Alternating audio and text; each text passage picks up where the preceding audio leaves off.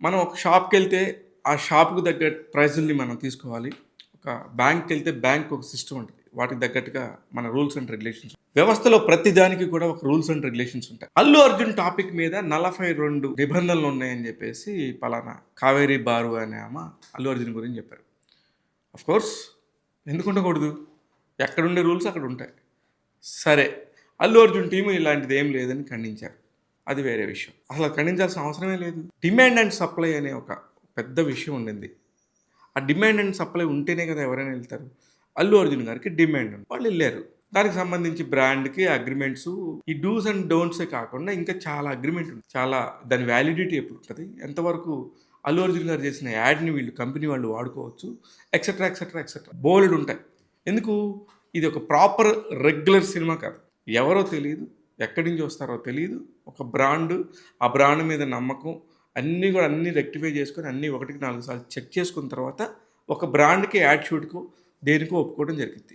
ఇప్పుడు 'అల్లు అర్జున్' గారు ఈ రోజున సడెన్‌గా బాలీవుడ్ స్టార్ అయిపోయి చేస్తున్నాడు కాబట్టి నీకు డిమాండ్ వచ్చి మీరు యాడ్స్ చేస్తున్నారు. 2002 నుంచి 2001 నుంచి ఆయన ఇండస్ట్రీలోనే ఉన్నారు గదా!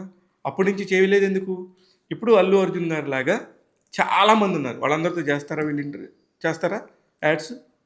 ఇయన్నీ గూడా పిచ్చి మాటలు, పుకారు మాటలనమాట. ఎవడు పడితే వాడొచ్చేసి, నేను గూడా యాడ్ తీస్తానంటాడు. అది నిజమా? కాదా? డైరెక్ట్‌గా 'అల్లు అర్జున్' గారొచ్చి మాట్లాడతారా మీతో? ఏం మాట్లాడుతున్నారండి? డూస్ అండ్ డోంట్స్ ఏంటి? ఉంటాయి. ఎందుకు ఉండకూడదు అంటున్నా నేను. లేకపోతే ఇంకొక స్టార్‌తో చేసుకోవాల్సింది. ఇప్పుడు మా దగ్గర చాలా మంది స్టార్స్ ఉన్నారు రండి. 'అల్లు అర్జున్' గారు కాకుండా. వాళ్ళకుండే రూల్స్ వాళ్ళకుంటాయి. అయన్నీ రాసుకుంటే 42 కాదు 50 అవుతాయి.